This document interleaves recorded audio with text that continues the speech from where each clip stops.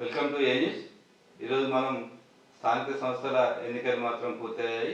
అసలు స్థానిక సంస్థల్లో కాంగ్రెస్ పార్టీ ప్రభుత్వ పనితీరు ఎలా ఉంది తెలుసుకునే ప్రయత్నం చేద్దాం. మనతో పాటు ఇక్కడ మంచిర్యాల జిల్లా డిసిసి అధ్యక్షులు పిన్నెటి రఘునాథ్ రెడ్డి మనతో పాటు ఉన్నారు. మనతో పాటు సీనియర్ జర్నలిస్ట్ లకాకుల శ్రీనివాస్ కూడా ఉన్నారు.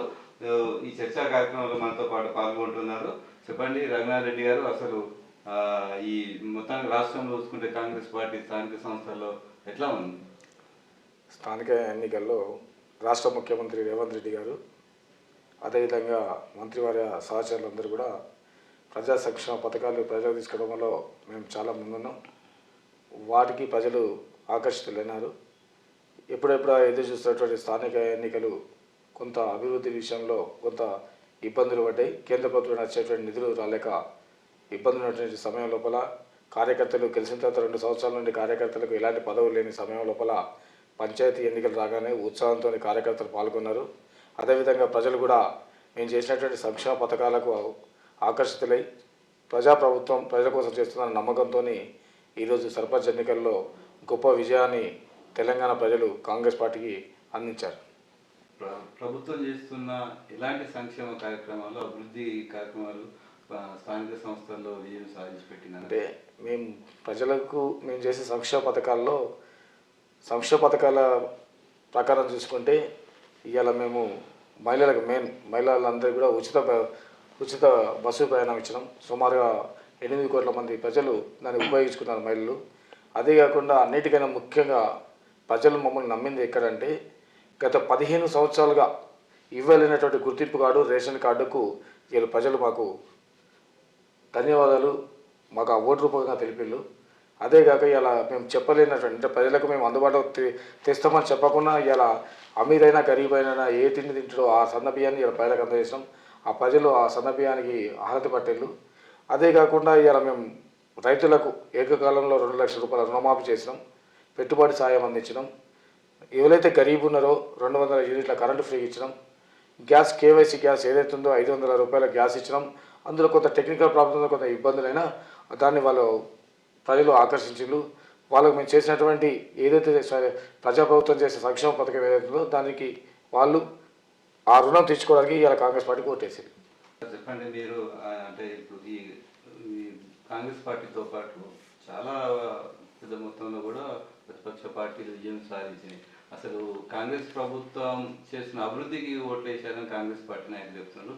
కానీ ప్రతిపక్ష పార్టీలు గెలవడం పట్ల ఎట్లా వస్తారు?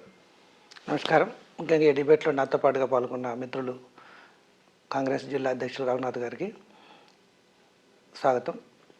ముఖ్యంగా మీరు అన్నట్టుగా స్థానిక ఎన్నికల్లో ఎప్పుడెప్పుడు ఎదురు చూసినటువంటి తెలంగాణ వ్యాప్తంగా స్థానిక ఎన్నికలు ఎప్పుడు జరుగుతాయని చెప్పేసి ప్రజలు ఎదురు చూస్తున్న తరుణంలో ఈ ఎన్నికలు ఏదైతే ఉన్నాయో మొత్తం మీద తెలంగాణ వ్యాప్తంగా ఎన్నికల్లో కాంగ్రెస్ పార్టీ ఎప్పుడైనా కానీ అధికారంలో ఉన్నటువంటి పార్టీకి ఫెచ్చింగ్ అనేది ఉంటుంది. స్థానిక ఎన్నికలకు సంబంధించి పంచాయతీ ఎన్నికలు కావచ్చు, తర్వాత వచ్చేసి ఈ వార్డు ఎన్నికలు కావచ్చు, ఈ మున్సిపల్ కావచ్చు, తర్వాత ఎంపీటీసీ జెడ్పీటీసీ ఎన్నికలకు సంబంధించి స్థానికంగా ఉన్నటువంటి గవర్నమెంట్కు కొంత అనుకూలంగా ఉంటుంది. దానికి కూడా క్యాడర్ ఎక్కువగా ఉంటుంది. అధికారం ఉన్నటువంటి పార్టీ ఏదైతే ఉంటుందో దానికి క్యాడర్ ఎక్కువగా ఉంటుంది. ముఖ్యంగా అధికారం ఉన్నటువంటి పార్టీకి మనం పోటీ చేస్తే గెలిస్తే నిధులు వస్తాయనో, లేకపోతే ఆ స్థానిక ఉన్నటువంటి నాయకుల ద్వారా ప్రభుత్వంపై ఒత్తిడి తెచ్చి అభివృద్ధి కార్యక్రమాలు చేసుకోవచ్చు అనేటువంటి దానితోటి కాంగ్రెస్ అధికారం ఉన్నటువంటి పార్టీ హవా కొనసాగుతుంది. అదేవిధంగా ఈసారి స్థానిక ఎన్నికల్లో కూడా స్పష్టంగా ఇప్పుడు ఉన్నటువంటి కాంగ్రెస్ పార్టీ హవా కొంత మనకు స్పష్టంగా కనిపించింది.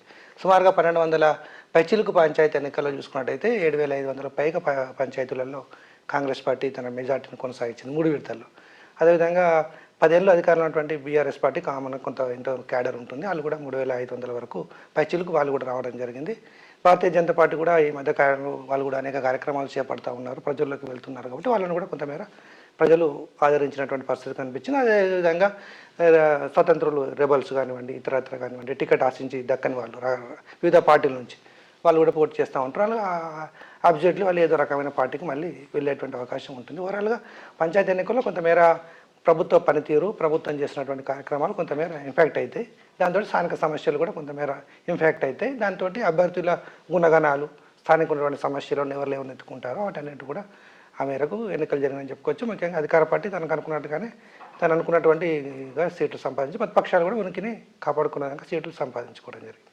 అంటే ముఖ్యంగా చూసుకుంటే ఈ స్థానిక సంస్థల ఎన్నికల్లో దాదాపు ఒక గతంలో చూసుకున్నట్టయితే కొంత సీనియర్ నాయకులు కానీ కొంత ఆ గ్రామానికి చెందిన సీనియర్ ఉన్న వాళ్ళు కూడా పోటీ చేసే పరిస్థితి. కానీ ఇప్పుడు ఈ ఎన్నికల్లో మాత్రం ఎక్కువ యువత పాల్గొన్నారు, మహిళలు కూడా చాలా పెద్ద ఎత్తున పాల్గొని విజయం సాధించారు. ఎట్లా వస్తుంది? దీన్ని మనం అందరం స్వాగతించాలి. ఎందుకంటే రాజకీయాల్లో యువతరం వస్తేనే అభివృద్ధి జరుగుతూ ఉంటుంది. ముఖ్యంగా కాంగ్రెస్ పార్టీ కానివ్వండి, లేకపోతే ఏ పార్టీ అయినా కానీ యువతకు ఎక్కువ ప్రాధాన్యత ఇస్తుంది. ఎస్పెషల్లీ కాంగ్రెస్ పార్టీ కొంచెం యువత మొదటి నుంచి రాజీవ్ గాంధీ నుంచినప్పుడు కూడా కొంచెం యూత్ ఎంకరేజ్ చేయడం అంటూ ఆ పార్టీకి వస్తూ ఉంది. దానితో ఇప్పుడు ఉన్నటువంటి ముఖ్యమంత్రి రేవంత్ రెడ్డి గారు కూడా యూత్కి ఎక్కువ ప్రాధాన్యత ఇవ్వాలి అంటే ఆలోచనతో ముందుకెళ్ళడం జరిగింది.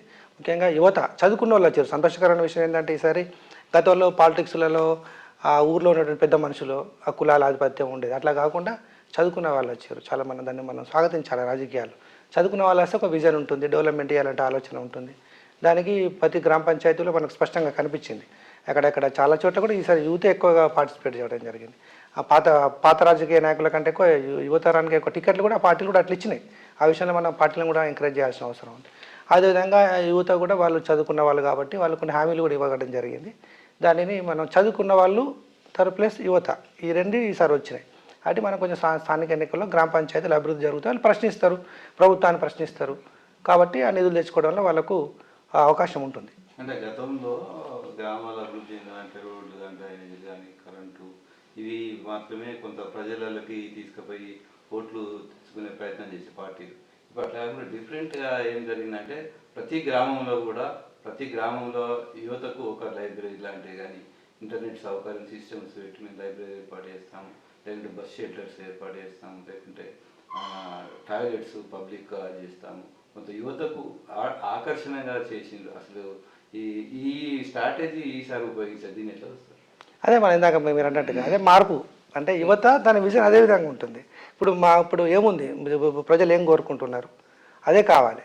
ఇప్పుడు ఇందాక మీరు అన్నట్టుగా యువత లైబ్రరీ కావాలి, చదువు కావాలి, ప్రభుత్వాలు చదువుకి ఎంకరేజ్ చేస్తూ ఉన్నాయి. దానికి అనుగుణంగా గ్రామాల్లో కాంపిటేటివ్ ఎగ్జామ్ సంబంధించినటువంటి వాటిని ఏర్పాటు చేస్తామని వచ్చారు. ఆ హామీలను మనం స్వాగతించాల్సిన అవసరం. పార్టీలు కామన్గా రాష్ట్ర ప్రభుత్వం అధికారం ఉన్నటువంటి పార్టీ తన హామీలు ఏవైతే ఇస్తుందో అవి చేసుకుంటూ పోతుంది. దానితోడు స్వయం ఎజెండాతో కొంతమంది వచ్చారు, మన వాళ్ళని కూడా ఎంకరేజ్ చేయాలి. అలాంటి వాటిని ఆ నిధులు ఇవ్వడానికి కూడా ఆ యొక్క ప్రభుత్వాలు సహకరించాలి. ఎందుకంటే వాళ్ళు కొంత సొంత ఎజెండాతో కూడా కొంతమంది వచ్చారు. మీరు ఇందాక అన్నట్టుగా గ్రామాల్లో ప్రభుత్వాలు చేసే కార్యక్రమాలు కానివ్వండి, కేంద్ర రాష్ట్ర ప్రభుత్వాల నుంచి నిధులు వచ్చేటువంటి అభివృద్ధి కార్యక్రమాలు కానివ్వండి, అదొక తంతు అది జరుగుతూ ఉంటుంది. వాటితో పాటుగా నవే డేస్ ఇప్పుడు ఏవైతే ఉన్నాయో ప్రజలకు ఏం కావాలనుకుంటున్నారో ఇంటర్నెట్ సౌకర్యాలు కావచ్చు, తర్వాత గ్రామంలో కొత్త ఆధునికత ఉండే లైబ్రరీ సౌకర్యాలు కావచ్చు, ఇవన్నీ చేయడం వల్ల కూడా యువత చెడు మార్గాలకు వెళ్లకుండా మంచి మార్గంలోకి వెళ్ళి రాబోయే కాలంలో మంచి యువత దేశానికి అందించే అవకాశం ఉంటుంది. అలాంటి వాటిని మనం ప్రోత్సహించాలి. అలాంటి స్థానిక ఎన్నికలు చాలా చోట్ల కనబడ్డాయి మనకు. అలాంటి వాళ్ళు కూడా విజేతలు కూడా మనం చూసినాం. గతంలో మేనిఫెస్టోలు ఏదైతే ఉంటే ఒక పార్టీ మేనిఫెస్టో కాకుండా సొంత మేనిఫెస్టోలు విడుదల చేసుకున్నారు అందరూ కూడా. ఆ మేనిఫెస్టోలకు అనుగుణంగానే ప్రజలు స్థానిక ఎన్నికల్లో ఓటర్లు చాలా ఇంటలెక్చువల్గా ఉంటారు. వాళ్ళకి ఎవరు కావాలి, ఎవరు గెలిస్తే అభివృద్ధి జరుగుతుంది, ఎవరు ఉంటే మనకు న్యాయం జరుగుతుంది అనే విధంగానే తీర్పులు ఇవ్వడం జరుగుతుంది. కొన్ని చోట్ల చెదురుమదురుగా కొంతమంది వస్తూ ఉంటారు, కానీ మెజార్టీగా ప్రజలు ఎవరిని గెలిపించుకోవాలనో వాళ్ళనే గెలిపించుకున్నారు. స్థానిక ఎన్నికల్లో ఆ ప్రభావం మనకు స్పష్టంగా కనబడ్డని చెప్పుకోవచ్చు. అంటే ప్రభుత్వ నిధులు మాత్రమే గ్రామ పంచాయతీకి వస్తాయి, దాంతో అభివృద్ధి చెందుతుందని చెప్పి బీజేపీ పార్టీ చెప్తుంది. కానీ కాంగ్రెస్ పార్టీ మాత్రం మేముంటేనే గ్రామాల అభివృద్ధి చెందుతాని కాంగ్రెస్ పార్టీ పోయి, కానీ అయినప్పటికీ కూడా రాష్ట్ర ప్రభుత్వానికి సంబంధించిన అభ్యర్థులు ఎక్కువ గెలిచారు. నిజానికి అంటే కేంద్ర ప్రభుత్వ నిధులతో పాటు రాష్ట్ర ప్రభుత్వ నిధులు వస్తే ఇంకా అభివృద్ధి చెందుతుంది కదా, దాన్ని ఎట్లా వస్తుంది? ముఖ్యంగా గ్రామాలు దేశాన్ని పట్టుకొమ్మలు. ఏదైనా ఈ గ్రామం అది ఒక దేశంలో ఉంది. అది దానికి కేంద్రమైన రాష్ట్రమైన నిధులు ఇవ్వాల్సిందే, డెవలప్మెంట్ చేయాల్సిందే. కేంద్రం ఇస్తుందా రాష్ట్రం ఇస్తుందా అనే విషయం పక్కన పెడితే రాష్ట్ర ప్రభుత్వం తన పరిధిలో కొన్ని అంశాలు ఉంటే దానికి అనుగుణంగా తన నిధులు ఇస్తుంది. కేంద్రం తన పరిధిలో కొంత మేర ఉంటుంది, దానికి కొన్ని నిధులు ఇస్తూ ఉంటుంది. కామన్గా పంచాయతీల అభివృద్ధి సంబంధించి కేంద్ర రాష్ట్ర ప్రభుత్వాలు రెండు రకాల నిధులు ఇస్తేనే అభివృద్ధి జరుగుతుంది. సరే మేము ఇస్తున్నాం, అధికారంలో వాళ్ళు ఇస్తున్నారు పక్కన పెడితే ఏమన్నా ప్రజల సొమ్ము ప్రజలకు ఇస్తున్నారు. అక్కడ మనం దాన్ని ఓవరాల్గా చూడాల్సినటువంటి విషయం. సరే ఎవరు ఇచ్చినప్పటికీ కూడా, ఏ పార్టీలు ఇచ్చినప్పటికీ కూడా గ్రామాల అభివృద్ధి అంతిమ ధ్యేయంగా రెండు ప్రభుత్వాలు కూడా పనిచేస్తూ ఉంటే ఆ రకంగా నిధులు కేటాయించబడితే స్థానికంగా ఉన్న లీడరు దాన్ని యూటిలైజ్ చేసుకొని ఆ డెవలప్మెంట్ నిధులు తెచ్చుకోవడంలో కానివ్వండి, అక్కడ స్థానిక నాయకులపైన ఒత్తిడి తెచ్చుకోవడంలో కానివ్వండి తీసుకొచ్చే ప్రయత్నం చేస్తే ఇంకా అభివృద్ధి జరుగుతుంది. ఏ ప్రభుత్వాలు అధికారంలో ఉన్నవండి నిధులు మాత్రం ఇవ్వాల్సిందే, ఇవ్వడం జరుగుతుంది. అధికారంలో ఉన్న వాళ్ళు మేము ఎక్కువ ఇచ్చుకున్నాం, మేము అధికారంలో ఉన్నాం కాబట్టి తెచ్చుకున్నాం, అది కామన్ రాజకీయంలో సహజమైనటువంటి పద్ధతిలో అవి జరుగుతూనే ఉంటాయి. ప్రశ్నించే తత్వం వచ్చినప్పుడు ఇవన్నీ విషయాలు కూడా జనాలకు తెలుస్తాయి. కాబట్టి యువత వచ్చింది కాబట్టి వాళ్ళకి తెలుస్తాయి ఇప్పుడు ఏ నిధి ఇది, కేంద్ర ప్రభుత్వ నిధా, రాష్ట్ర ప్రభుత్వ నిధుల, గ్రామానికి అసలు అభివృద్ధి ఏం చేయాలి, అసలు గ్రామంలో ఎవరు ఉంటారు, గ్రామం పంచాయతీ విధులు ఏంటి, రాష్ట్రం ఏ నిధులు ఇవ్వాలి అనే విషయం కూడా ఇప్పుడు జనాలకు తెలుస్తుంది. చదువుకున్న వాళ్ళు వచ్చారు కాబట్టి కేంద్ర రాష్ట్ర ప్రభుత్వాలు ఇద్దరు నిధులు ఇవ్వాల్సిందే. గ్రామాలు అభివృద్ధి చెందాలి, దేశాభివృద్ధి చెందినట్టు అల్టిమేట్గా గ్రామాభివృద్ధి దేశాభివృద్ధి. దానిలో భాగంగా రాష్ట్ర ప్రభుత్వం అదే విజన్తో ముందుకు పోతుంది, కేంద్రం కూడా అదే విజన్తో ముందుకు పోతుంది. కాబట్టి ఇద్దరు నిధులు ఇవ్వాలి, ఇద్దరు కూడా డెవలప్మెంట్ చేయాల్సింది. స్వతంత్రం వచ్చి సంవత్సరాలు అయినా కూడా కొన్ని గ్రామాలలో మాత్రం ఇప్పటికీ రోడ్డు సౌకర్యం కానీ బస్ సౌకర్యం కానీ లేని పరిస్థితి ఉంది.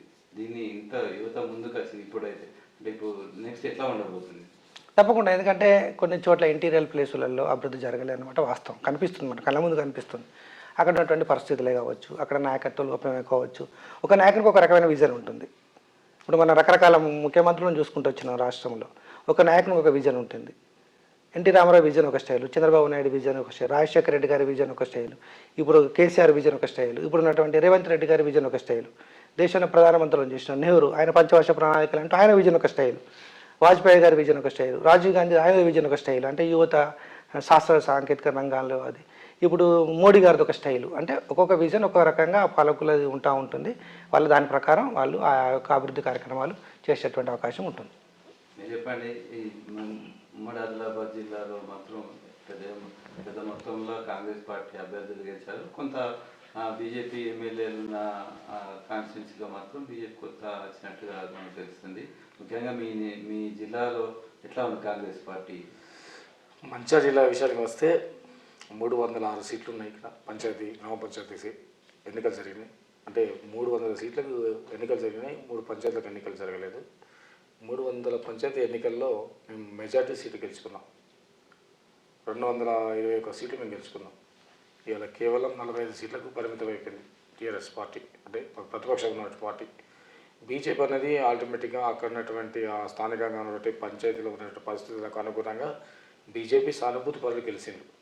బీజేపీ పార్టీ గెలిచిందని మేము అనం, వాళ్ళ సానుభూతి పరులు గెలిచిండు. కాంగ్రెస్ పార్టీ అని మేము ఎందుకు చెప్తున్నామంటే కాంగ్రెస్ పార్టీ తరఫున ప్రజా సంక్షేమ పథకాలు ఏవైతే ప్రజలు తీసుకుపోతున్నామో మా నాయకత్వం బలంగా ఉంది కాబట్టి మా నాయకులు ఆ స్థానికంగా ఉన్న ఎన్నికల్లో పోటీ చేసిండు. మా అభ్యర్థులు గెలిచినట్టు మేము కాంగ్రెస్ పార్టీ అభ్యర్థులు గెలిచారని చెప్తున్నాం. ఈ స్థానిక ఎన్నికలు సింబల్ అయినటువంటి ఎన్నికలు, ఇవి మేము బలపరిచేటువంటి సభ్యులను తప్ప పార్టీ పరంగా బలపరుస్తాం, కానీ పార్టీ సింబల్ అయిన ఎలక్షన్. ఇది స్వతంత్రంగా జరిగేటువంటి ఎలక్షన్స్, ఇది ప్రజలకు సంబంధించిన ఎలక్షన్. అందులో స్థానికంగా ఉంటాయి కాబట్టి స్థానికంగా ఉన్నటువంటి నాయకత్వాన్ని మంచి చెడు కులము వాతావరణము అక్కడ ఉన్నటువంటి స్థితిగతులను పరిశీలన తీసుకొని అక్కడ ఉన్నటువంటి అభ్యర్థులను గెలిపించేటువంటి అవకాశం ఎక్కువ ఉంటుంది. కానీ ఇక్కడ జిల్లాలో మాత్రం కాంగ్రెస్ పార్టీ ఇచ్చిన అభ్యర్థుల కంటే కాంగ్రెస్ పార్టీలో రెబల్ అభ్యర్థులు ఎక్కువ మంది గెలిచినట్టుంది. ఏంటి అసలు రెబల్ అభ్యర్థులు మాకేమో ఎక్కువ అంటే, రెబల్ అభ్యర్థులు మేము గెలిచిన 221 సీట్లలో 3 కాన్స్టిట్యూన్సీలో చూసుకుంటే 30 మంది గెలిచారు. 30 మంది గెలవడం సహజమే. ఎందుకు సహజం అంటే ఒక ఇంట్లో 2 అన్నదమ్ములు ఉంటారు. ఒక అన్నదమ్ములలో ఏదైనా ఇష్యూలో ఒకరికి సరిచేపగలుగుతాం, ఒకరికి చెప్పలేకపోతాం, వాళ్ళు వ్యతిరేకిస్తుంటారు. అట్లనే మేము కూడా స్థానికంగా జరిగేటువంటి ఎన్నికల లోపల అవకాశాలు చాలామంది తక్కువ వస్తాయి రిజర్వేషన్లను బట్టి. ఆ రిజర్వేషన్లో ఉన్న సమయం లోపల ఉన్న స్థానిక నాయకత్వం ఒక పదవి కావాలన్నప్పుడు ఎవరికి న్యాయం చేయాలో అర్థం కాని పరిస్థితి. అలాంటప్పుడు మాకు పార్టీ కమిట్మెంట్కు పార్టీ స్థితిగతులకు ఎక్కువ స్థాయిలో ఎవరు పనిచేస్తే వాళ్ళకు కొంచెం అవకాశం ఎక్కువ ఇస్తాం. అది కాకుండా ఇప్పుడున్నటువంటి పరిస్థితుల్లో ప్రజలు ఏం ఆశిస్తున్నారంటే వాళ్ళ అభివృద్ధితో పాటు ఆ సమయం ఎన్నికల సమయంలో జరిగేటువంటి ఆ హంగామా ఆ పబ్లిసిటీకి ఖర్చు పెట్టేటువంటి స్థాయి అటువంటి లీడర్ను ఎంకరేజ్ చేస్తుంది, జనం ఎంకరేజ్ చేస్తుంది. దానికి తగ్గట్టుగా మేము స్థానికంగా ఉన్నటువంటి నాయకత్వాన్ని బేరీజు చూసుకొని వాళ్ళను ప్రపోజ్ చేయడం జరిగింది. జిల్లాలో కాంగ్రెస్ పార్టీ అభ్యర్థులు కొంత అంటే పేదవాళ్ళని చూడకుండా కూడా అక్కడ ఉన్న సిచ్యువేషన్ బట్టి కొంతమంది అభ్యర్థులను పెట్టారు. ఏంటి అసలు ఆ స్ట్రాటజీ ఏంటి? చాలామంది పేదవారికి ఇచ్చినాం కదా. ఇలా మేము చెన్నై కాన్స్టిట్యూన్సీ తీసుకుంటే 103 సీట్లు ఉన్నాయి మా దగ్గర, 102 సీట్లు ఉన్నాయి. 102 సీట్లలో కేవలం మేము అంటే కులాల ప్రతిపదంగా ఇస్తూ 42%కు 52% మేము బీసీలకు ఇవ్వంగా కొన్ని జనరల్ సీట్లలో ఇలా మేము ఎస్సీ నేతకానికి సీట్లు ఇచ్చినాం.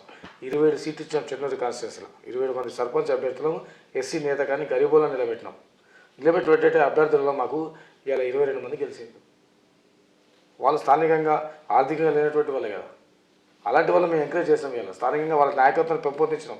హరిజన గిరిజనులకు నాయకత్వం రావాలని యువతకు అవకాశం ఇచ్చినాం, మహిళలకు అవకాశం ఇచ్చినాం. ఎందుకంటే వాళ్ళకు ఒక విజన్ అంటే గతంలో ఉన్నప్పుడు ఇప్పటికీ తేడా ఏంటంటే గతంలో ఉన్నటువంటి ప్రభుత్వాలు కేవలం అక్కడ ఉన్నటువంటి వాళ్ళ ఆధిపత్య పోరుతోని వాళ్ళని పెంచి పోషించి ఇలా యువత చెడు మార్గంలో ప్రయాణించేటువంటి సమయం. అంటే గత 10 సంవత్సరాల టీఆర్ఎస్ ప్రభుత్వాల మీరు ఎక్కడ చూసినా గంజాయి, రౌడీ షీటర్లు, రౌడీజము, నాయకత్వంలో అల్లర్లు ఇలాంటివి ఉన్నాయి. కానీ ఎన్నికల మీరు చూడండి ఒక్క కాడ కూడా అల్లరి జరగలే. ఎక్కడో 1-2 ఓట్లు తేడా ఎక్కడైనా డిస్టర్బెన్స్ అయ్యి రీకౌంటింగ్ కానీ డిస్టర్బెన్స్ తప్ప మీకు ఇలా జరిగినటువంటి ఎలక్షన్స్లో ఎక్కడ కూడా ఇబ్బంది లేకుండా ప్రజలు స్వచ్ఛందంగా ఓటేసిళ్ళు, నాయకుడిని స్వచ్ఛందంగా ఎన్నుకున్నారు.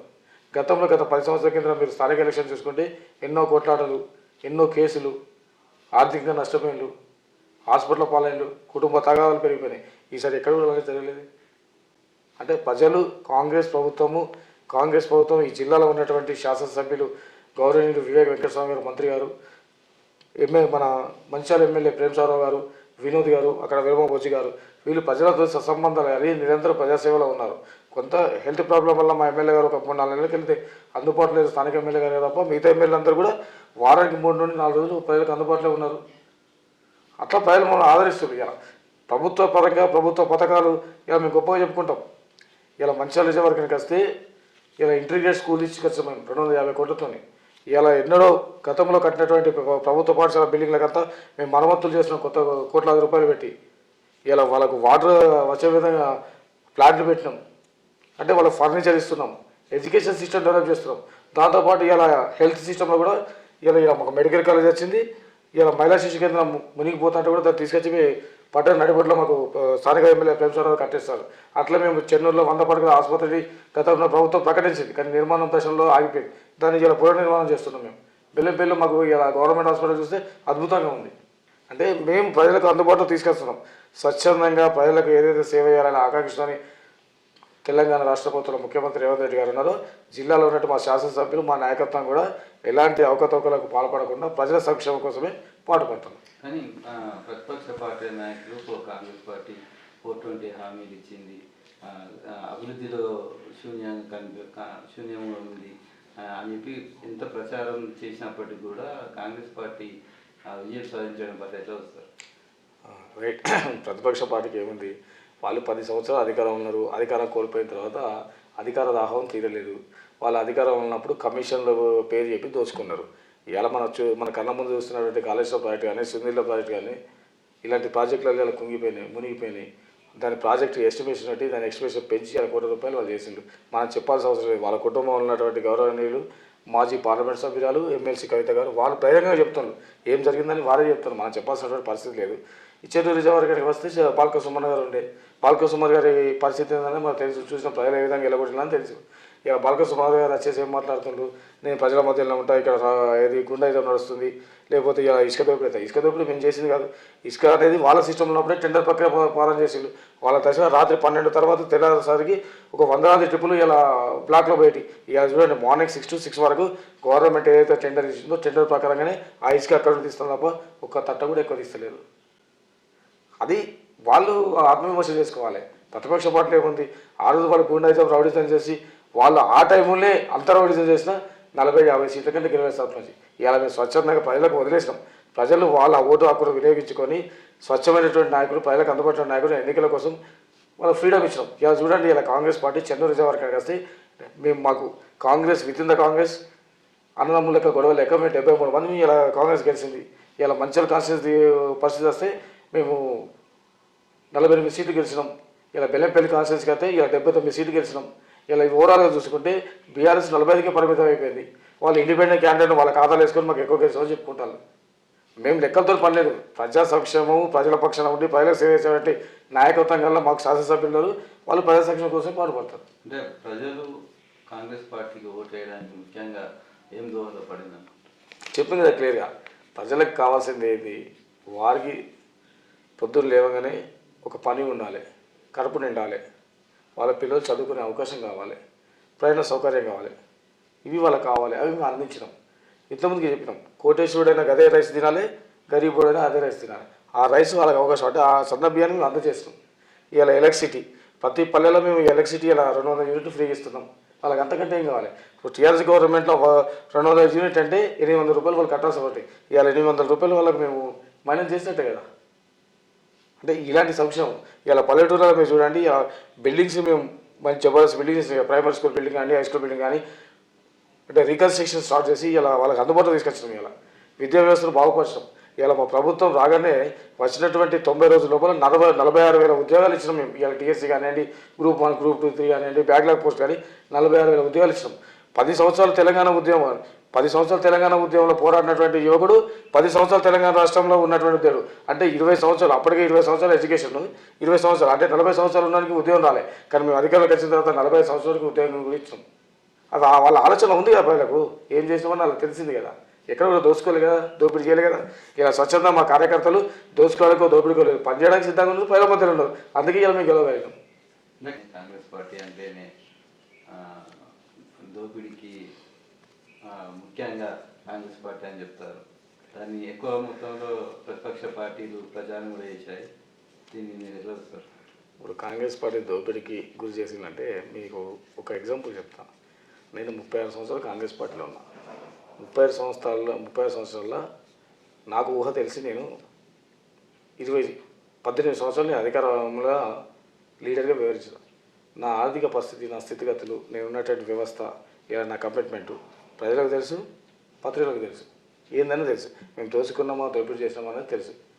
వాళ్ళు చూస్తున్నారు నేరుగా దోపిడీ చేసేవాళ్ళు ఎవరు, దొంగతనం చేసేవాళ్ళు ఎవరు అన్న వాళ్ళకి తెలుసు. ఇలా టీఆర్ఎస్ గవర్నమెంట్లో మీరు ఇలా నేను ఒకటి గొప్ప చెప్తే, ఇలా మీరు ఎందుకు గెలిపించిన ప్రజలు మిమ్మల్ని పంచాయతీలలో అంటే 10 సంవత్సరాల్లో ఒక డబుల్ బెడ్రూమ్ ఇవ్వలేకపోయాను. కానీ మేము గెలిచినటువంటి 2 సంవత్సరాల లోపల ప్రతి కాన్స్టిట్యూన్సీలో 3,500 ఇందిరామ ఇండ్లు ఇచ్చినాం. ఇలా కన్స్ట్రక్షన్స్లో ప్రతి కాన్స్టిట్యూన్సీలో 2,000 పైన కన్స్ట్రక్షన్లు తుది దశకు చేరుకున్నాయి. స్లాబ్ అయిపోయినాయి, గోడలు కంప్లీట్ అయినాయి, దర్వాజాలు పెట్టిండ్రు, ప్లాస్టింగ్ దగ్గర ఆగిపోయింది. లాస్ట్ బిల్ వస్తే ప్లాస్టింగ్ క్లోజ్ అయిపోతుంది. ఆ విధంగా లెక్కేసుకున్నా మాకు 3,000, 3,500 అంటే 10,500 ఈ మంచిర్యాల జిల్లాలో ఇచ్చినాం మేము ఇల్లు. కానీ 10 సంవత్సరాలు ఈ మంచిర్యాల జిల్లాలో ఎన్ని ఇచ్చిండు? వాళ్ళు తూతూ మంత్రంగా ఇక్కడ 200, అక్కడ 200, ఈడొక 500, 700 ఇల్లు కట్టిల్లు. వాళ్ళు ఇవ్వలేకపోయారు. కానీ మేము అధికారంలోకి వచ్చిన తర్వాత 700 డబ్బులు పెట్టిన కూడా మేము మళ్ళీ అదనంగా ఖర్చు పెట్టి రిపేర్లు చేసి వాటర్ సిస్టాన్ని, ఎలక్ట్రిసిటీ సిస్టాన్ని, డ్రైనేజ్ సిస్టాన్ని, మౌలిక సదుపాయ కాలువలని, రోడ్డు కానీ మేము పునర్నిర్మాణం చేసి పంపిణీ చేస్తాం. కొంత పంపిణీ చేసినందుకు మంచిర్యాల కొంత పెండింగ్ ఉంది, అది కూడా ఎమ్మెల్యే గారు రాగానే పంపిణీ చేస్తారు. ఇవన్నీ చూస్తారు కదా ప్రజలు చూస్తారు కాబట్టి ఇలా ఓటేసారు, లేకపోతే అదే కదా. ఉమ్మడి ఆదిలాబాద్ జిల్లాకు వచ్చినట్టయితే మొత్తం 4 జిల్లాలో చూసుకున్నట్టయితే పోలింగ్ ప్రక్రియ ఎట్లా కొనసాగింది? ముఖ్యంగా స్థానిక ఎన్నికల్లో ఉమ్మడి ఆదిలాబాద్ జిల్లా ఒక డిఫరెంట్. ఇక్కడ మనం చూసినట్టయితే భారతీయ జనతా పార్టీకి 4 శాసనసభ్యులు ఉన్నారు, కాంగ్రెస్ పార్టీకి 4 శాసనసభ్యులు ఉన్నారు, బీఆర్ఎస్కి 2 శాసనసభ్యులు ఉన్నారు, 10. అంటే ఇక్కడ 3 పార్టీలు తన ప్రభావాన్ని చూపెట్టాలి ఇండైరెక్ట్గా. ఎందుకంటే వాళ్ళకి ఎమ్మెల్యేలు ఉన్నారు కాబట్టి కంపల్సరీ నియోజకవర్గాల్లో వాళ్ళు గెలిపించుకోవాలి. అదేవిధంగా ఆదిలాబాద్లో కాంగ్రెస్కు అసలు అక్కడ ప్రాతినిధ్యం లేదు. ఉన్నటువంటి ఒక భారతీయ జనతా పార్టీ ఎమ్మెల్యే ఉన్నారు, అదేవిధంగా బీఆర్ఎస్ ఎమ్మెల్యే ఉన్నారు. అక్కడ కూడా కాంగ్రెస్ పార్టీ అధికారంలో ఉన్న స్థానిక నాయకత్వం ఉంటుంది కాబట్టి వాళ్ళు కూడా తెలుసుకోవడం జరిగింది. అక్కడ కొంచెం బీఆర్ఎస్ తన ప్రభావాన్ని గట్టిగానే చూపెట్టింది. ఆ తర్వాత వచ్చిన తర్వాత నిర్మల్ ప్రాంతంలో ఆడ మహేశ్వర్ రెడ్డి లాంటి కీలక నేతలు భారతీయ జనతా పార్టీకి ఉన్నారు. తర్వాత ముతూరులో కూడా భారతీయ జనతా పార్టీ ఎమ్మెల్యే ఉన్నారు, రామారావు పటేల్ లాంటి వ్యక్తులు. అక్కడ కొంచెం భారతీయ జనతా పార్టీ కాంగ్రెస్ తోటి డి అంటే డి అన్నట్టుగానే తన ప్రభావాన్ని చూపెట్టింది. At the same time Asifabad విషయానికి వచ్చినట్టయితే కూడా ప్రధానంగా అక్కడ కోవలక్ష్మి గారు ఎమ్మెల్యే ఉన్నారు, అదేవిధంగా అక్కడ భారతీయ జనతా పార్టీ ఎమ్మెల్యే ఉన్నారు. సిరిపూర్ విషయానికి వచ్చిన అక్కడ కూడా కాంగ్రెస్ పార్టీకి ధీటుగా బీఆర్ఎస్ పార్టీ రావడం జరిగింది. నిర్మల్లో ఇటు బొజ్జు ఒక్కరు ఎమ్మెల్యే ఉండడం, ఇక్కడ మనకు మంచిర్యాలకు వస్తే 3 ఎమ్మెల్యేలు ఉన్నారు ఇక్కడ. కాబట్టి కామన్గా ఓవరాల్గా కాంగ్రెస్ పార్టీ ఉమ్మడి ఆదిలాబాద్ జిల్లాలో తన సత్తా చాటే ప్రయత్నం చేసింది. బీఆర్ఎస్ కూడా గట్టి పోటీ ఇచ్చింది, ఎందుకంటే వాళ్ళకు 2 ఎమ్మెల్యేలు ఉన్నారు. బీజేపీకి కూడా ఇక్కడ ఎందుకంటే రావాలి, ఎందుకంటే 4 ఎమ్మెల్యేలు ఉన్నారు. వాళ్ళకు 8 మంది ఎమ్మెల్యేలో 4 ఉమ్మడి ఆదిలాబాద్ జిల్లా నుంచి ఉన్నారు కాబట్టి వాళ్ళు కూడా స్థానాలు సంపాదించుకున్న ప్రయత్నం చేశారు. కామన్ కొంత ప్రభుత్వంకు అనుకూలంగా ఉంటుంది, ప్రభుత్వం పథకాలు ఉంటుంది, అదేవిధంగా స్థానికంగా ఉన్నటువంటి సమస్యల ప్రభావం కూడా ఎంత ఉంటుంటుంది. ప్రభుత్వాలు కూడా కొంచెం వ్యతిరేకత కూడా ఉంటుంది. కొన్ని ఇచ్చినటువంటి హామీలు ఏమన్నా చేరకపోవడం వల్ల 2 సంవత్సరాలు అవుతుంది, ఇది మాకు ఇంకా రాలేదు అనేటువంటి ఒక అభిప్రాయం కూడా ప్రజల్లో ఉంటే ఆ ఇన్ఫ్యాక్ట్ కూడా ఇప్పుడు రాబోయే ఎంపీటీ జెడ్పీటీసీ ఎన్నికల్లో కూడా ఓవరాల్గా దాని ప్రభావం చూపిస్తూ ఉంటుంది. ఏదేమైనా కాంగ్రెస్ పార్టీ ఇక్కడ ఉమ్మడి ఆదిలాబాద్ జిల్లాలో కొంచెం మెజారిటీ స్థానాలు అయితే కైవసం చేసుకుంది. అంటే ఇప్పుడు కాంగ్రెస్ పార్టీ మెయిన్గా ఏంటంటే ఈ ఎన్నికలు వచ్చినట్టయితే మహాలక్ష్మి కింద 2,500 రూపాయలు మేము గెలిచిన తర్వాత రాబోయే రోజుల్లో ఇవ్వబోతున్నాం అని చెప్పి కొంత ప్రచారం చేశారు. దాన్ని బేస్ చేసుకొని గ్రామాలలో కాంగ్రెస్ గెలిచిందంటారా? అది ఇప్పుడు మనం ఏం చెప్పలేము, అది రంగనాథ్ చెప్పాలి. ఎందుకంటే మిత్రులు 2,500 ఎప్పుడు ఇస్తారు, ఆ ప్రభుత్వం ఎప్పుడు ఇవ్వాలనుకుంటున్నది, ఆ స్థానిక ప్రభుత్వం ఏం చర్యలు తీసుకోబోతున్నది. ఈ విషయం నేను చెప్తా క్లియర్గా. అంటే నేను స్థానిక ఎలక్షన్స్లో కొన్ని విలేజెస్ ప్రచారానికి పోయినా మా క్యాండిడేట్లకు బలపరచడానికి ప్రయత్నం చేసినప్పుడు మహిళలు సూటిగా మమ్మల్ని అడిగాను, 2,500 రూపాయలు ఎప్పుడు ఇస్తారు, కొత్త పెన్షన్లు ఎప్పుడు ఇస్తారు, మీరు ఎన్నికల సమయంలో 4,000 రూపాయల పెన్షన్ హామీ ఇచ్చింది కదా, అది ఎప్పటి నుంచి స్టార్ట్ చేస్తారో అడిగాను. మేము క్లియర్గా చెప్పినాం, ప్రజలతోనే ముఖం సూటిగా చెప్పాం. అమ్మ, గత ప్రభుత్వంలో తెలంగాణ రాష్ట్రం ఇచ్చినప్పుడు 16,000 కోట్ల రూపాయల మిగులు బడ్జెట్తో తెలంగాణ రాష్ట్రం ఇచ్చినాం. ఇచ్చిన తర్వాత మీరందరూ కలిసి కేసీఆర్ గారు ఉద్యమ నేత అని చెప్పేసి గెలిపించుకుంటే ఈ 10 సంవత్సరాల లోపల 8 లక్షల కోట్ల రూపాయలు అప్పు చేసిండు. ఇలా ఇవ్వలేనటువంటి పరిస్థితుల్లో ఉన్నామమ్మా. ఉన్నటువంటి అప్పులకే ప్రతి నెల మేము 12,500 రూపాయలు వడ్డీ కడుతున్నాం. అవి పూడ్చడానికి టైం పడుతుంది.